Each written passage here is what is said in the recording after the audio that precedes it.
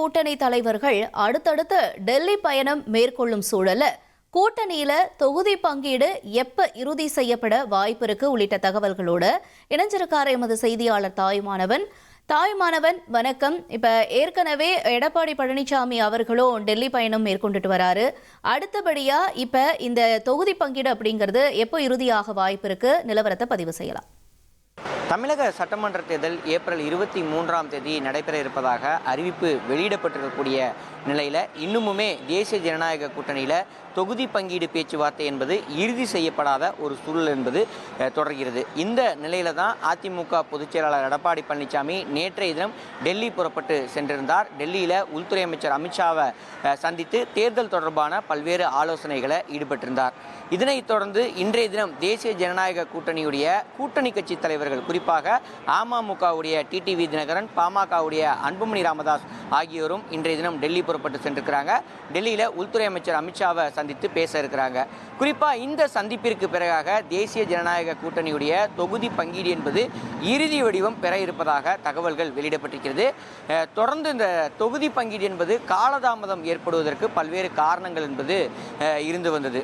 குறிப்பாக சொல்ல வேண்டும் என்றால் பாஜகவை பொறுத்த மட்டில் 50 தொகுதிகள் அடங்கிய பட்டியல் அதிமுகவிடம் வழங்கப்பட்டிருந்தது. அதில் குறைந்தது 30 தொகுதிகளை ஒதுக்கீடு செய்ய வேண்டும் என தொடர்ச்சியாக அதிமுகவிடம் வலியுறுத்தப்பட்டு இருந்தது. அந்த பட்டியலை பார்த்தோம் என்றால் பெரும்பாலான தொகுதிகள் அதிமுகவுக்கும் செல்வாக்குமிக்க தொகுதிகளாகவும், குறிப்பாக முக்கிய நிர்வாகிகளும் போட்டியிடக்கூடிய தொகுதிகளாகவும் இருந்ததால் தொகுதி பங்கீடு இறுதி செய்யப்படாத ஒரு சூழல் என்பது தொடர்ந்தது. அதேபோல் பாமக தரப்பிலும் 25 தொகுதிகள் அடங்கிய பட்டியல் அதிமுகவிடம் வழங்கப்பட்டிருந்தது. அதிலும் சில தொகுதிகளை மாறுதல் செய்ய வேண்டிய ஒரு சூழல் என்பது ஏற்பட்டிருந்த சூழல்ல தொடர்ந்து உள்துறை அமைச்சர் அமித்ஷாவை சந்தித்து அதிமுக பொதுச் எடப்பாடி பழனிசாமி ஆலோசனையில் ஈடுபட்டிருந்தார். இந்த ஆலோசனைக்கு பிறகாக தொகுதிகள் பட்டியலில் ஒரு சில மாறுதல்கள் செய்யப்பட இருப்பதாக தகவல்கள் வெளியிடப்பட்டிருக்கிறது. நாளைய தினம் மத்திய அமைச்சர், தமிழகத்திற்கான தேர்தல் பொறுப்பாளர் பியூஷ் கோயல் வருகை தர இருப்பதாக தகவல்கள் வெளியிடப்பட்டிருக்கிறது. நாளை முதல் தேசிய ஜனநாயக கூட்டணியில் தொகுதி பங்கீடு ஒப்பந்தம் என்பது கையெழுத்தாக இருப்பதாக தகவல்கள் கிடைக்கப்பட்டிருக்கிறது.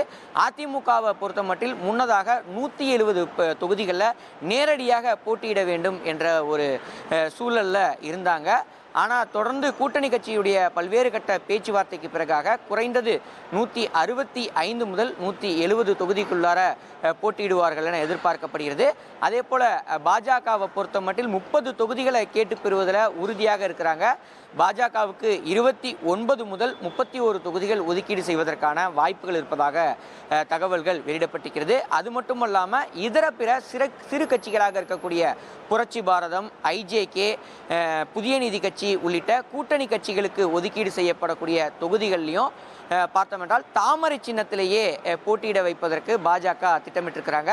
சிறிய கட்சிகளை தாமரை சின்னத்திலேயே போட்டியிடுவதற்கு பாஜக தொடர்ந்து அழுத்தம் கொடுத்து வராங்க. அதே சமயம் அதிமுகவை பொறுத்த மட்டிலும் இரட்டை இலை சின்னத்தில் அந்த சிறிய கட்சிகளை போட்டியிட வைப்பதற்கான பேச்சுவார்த்தையும் திரைமறைவில் நடைபெற்று வருவதாக தகவல்கள் வெளியிடப்பட்டிருக்கிறது. இவை தவிர்த்து அம்மா மக்கள் முன்னேற்ற கழகத்திற்கு 9 தொகுதிகளும், பாமக அன்புமணி ராமதாஸுக்கு 17 தொகுதிகளும் ஒதுக்கீடு செய்ய அதிக வாய்ப்பு இருப்பதாக தகவல்கள் வெளியிடப்பட்டிருக்கிறது. இது தொடர்பான உத்தேச பட்டியல் என்பது இன்றைய தினம் கிடைக்கப்பட்டிருக்கிறது.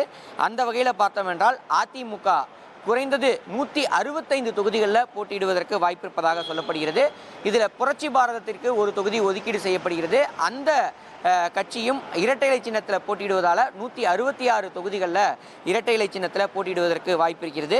அதேபோல் பாஜக 29லேருந்து 31 தொகுதிகள், புதிய நீதி கட்சி 2 தொகுதி, ஐஜேகே 2 தொகுதி, ஃபார்வர்ட் பிளாக் 1 தொகுதி, பெருந்தலைவர் மக்கள் கட்சி 1 தொகுதி, தமுக 2 தொகுதி, புதிய தமிழகம் 2 தொகுதி என மொத்தம் 40 தொகுதிகள் ஒதுக்கீடு செய்யப்பட்டு தாமரை சின்னத்தில் போட்டியிடுவதற்கான வாய்ப்பு இருப்பதாக சொல்லப்படுகிறது. இவை தவிர அமமுக 9 தொகுதிகளும், பாமக தனிச்சின்னத்தோடு 4 தொகுதிகளிலும் போட்டியிடுவதற்கான வாய்ப்பு இருப்பதாக உத்தேச பட்டியல் வெளியாகி இருக்கிறது. இதில் ஒரு சில மாறுதல்கள் இருக்கும் எனவும் தகவல்கள் கிடைக்கப்பட்டிருக்கின்றன. அதிகாரப்பூர்வ அறிவிப்பு தொகுதி பங்கீடு நிறைவு பெறும் பட்சத்தில் தான் தெரிய வரும் என எதிர்பார்க்கப்படுகிறது. தொகுதி பங்கீடு என்பது நாளைய தினம் மேற்கொள்வதற்கான வாய்ப்பு இருப்பதாக தகவல்கள் வெளியிடப்பட்டிருக்கிறது. தொடர்ந்து கூட்டணி குறித்தான பேச்சுவார்த்தை என்பது மேற்கொள்ளப்பட்டு வரக்கூடிய நிலையில் நாளை ஒப்பந்தம் கையெழுத்தாவதற்கான அதிக வாய்ப்பு இருப்பதாக தகவல்கள் வெளியாகி இருக்கிறது. உங்கள் தந்திவன் தொலைக்காட்சியில் காதலும் கலகலப்பும் நிறைந்த ஒரு புத்தம் புதிய ஃபேண்டசி தொடர் ராஜா ராணி தினமும் இரவு 8 மணிக்கு.